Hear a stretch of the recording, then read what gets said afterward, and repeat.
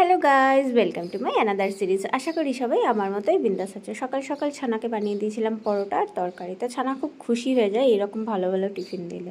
তো ছানা চলে গেল স্কুল, আর তারপরে হাজব্যান্ড চলে আসলো ছানাকে দিয়ে স্কুল থেকে বাড়ি।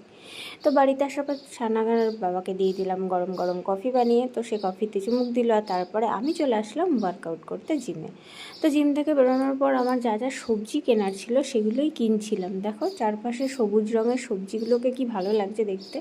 তো যথারীতি সেসব কেনাকাটা করার পর একটু অপেক্ষা করছিলাম, কারণ হাজব্যান্ড গিয়েছিল দই কিনতে।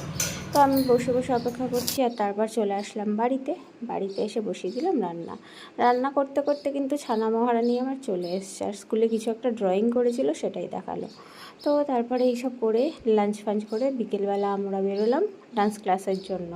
আর ডান্স ক্লাসে পৌঁছে গিয়ে তারপর ডান্স ক্লাস করার পরে বেরিয়ে এসেই দেখো আদ্রিতা আর আমার ছানা দুজনে মিলে কি